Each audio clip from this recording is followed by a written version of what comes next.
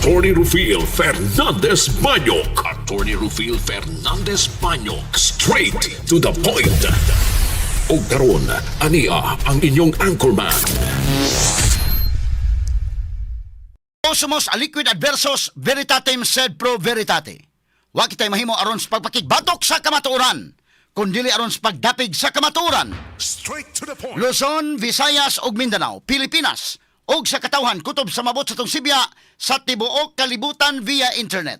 Mahimbungtag ug kumusta live gikan sa Queen City of the South, Cebu City, Philippines. Welcome nining atong tulumanon ug inyong tulumanon. Straight to the point. Kiniga po niyo boss kalagad sa kahanginan sa kasamang Rufil Fernandez Banyok. Mao'y paday makiguban kaninyo nining laing adlaw sa atong pagpakigbisog. Adlaw karon mahigala nga Lunes o ga pizza 26 na. Nining buwan karon mahigala sa Enero tuig 2026. Straight to the point. Sa gihapon natagan tagpagtagad ang mga issues nga mahilabot ang lungsod. Nagbagang mga expose, nagunang mga reports. Dinhi lamang gyapon mga higala sa atong pagbanuban. Nining atong tulumanon ug inyong tulumanon. Straight to the point. Nagunas to meskutalan karon butaga mga kaigsunan ni ay ngatod pa ang sugbo andam na alang sa pagsugod sa mga kalihukan sa ASEAN Tourism Forum o ASEAN Foreign Ministers Retreat karong adlaw hangtod na sa Enero 30. Straight to the point. Busa kung doon na mga higalay mga paghugot sa seguridad, mga sukid di paminaw, kana nunot usab mga kaigalaan sa ipahigayon nga ASEAN Summit nga ni adinhi mga higala sa Sugbo, no, mo na nga pasensya lang ta gamay, no, kay human mahigala sa sunod-sunod nga mga activities, human sa sinulog mga sukid di paminaw ni Anasad, no, ang laing kalihukan sa ASEAN Summit. Sa pikas bahin labing unang kaso sa dinggi natala dili sa may syudad sa Talisay. Straight to the point. Mga residente giawhag nga manghinlo sa palibot o mudangop sa tambalanan kung dunay masinating sintomas. Straight to the point. At ani pagtagad sa karong nga buntaga mahigala sa atong pamanuban karon ning atong tulumanon ug inyong tulumanon. Straight to the point. Samtang Mayor sa Sharif Agwak dito sa Maguindanao del Sur nga si Mayor Ahmad Ampatuan Sr. gitirahan og rocket propelled grenade kining RPG mga higala. Apan tulo ka mga gunmen patay subay sa pagresponde sa mga otoridad. Straight to the point. Ang mayor mahigala naka-survive na ni kaniadto sa pagpangatake sa ang kinabuhi. Di pa gyud patyonon mga sukid tig paminaw ha. Karon mga higala ang iyang sakyanan gitirahan og RPG mga sukid tig paminaw. Ang iyang mga gwardiya nangaangol, ang mayor sa mahigala medyo napiskan sad. Pero okay ra, naka-survive ra mga sukid tig paminaw. Straight to the Kagata point. rin pagtagad sa karong nga buntaga sa atong pagmanuman mahigala ning atong tulumanon ug inyong tulumanon. Straight to the point. Grabe ni maong pagkatira mga higala. Dito ni maong area gud kini nga Maguindanao mga sukid tig paminaw porbida. Kanang lugar ra diha mga higala medyo di ka kumpensaan ang mga kuan na mga tao diha sad na.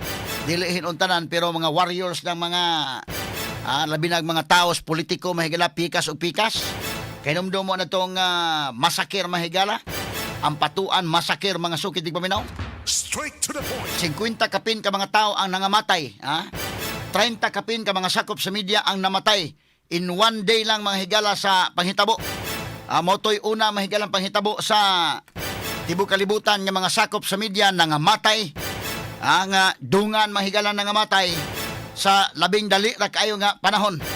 Nya gipanglubong pa mahigalang ilang mga patayng lawas dito mga sukid tig paminaw hasta pang mga gipangsakyan wa gyud tay ebidensya nga matrace.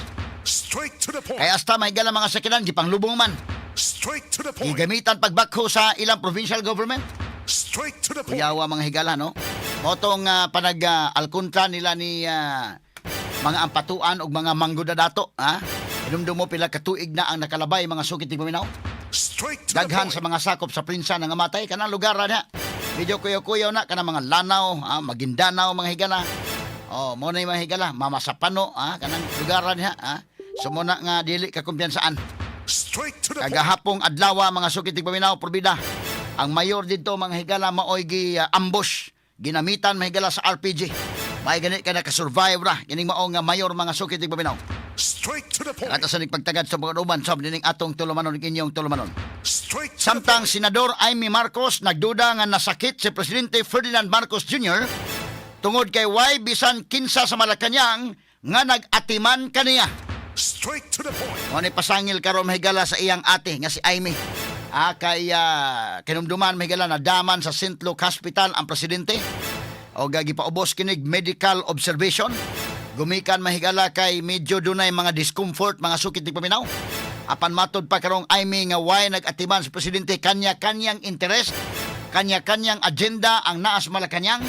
Wa na maatiman matod pa ang panglawas mahigala ni BBM. Straight to the point. Nagato sa nagpagtagad ng butaga sa atong pagmanuban usab dining atong tulumanon ug inyong tulumanon.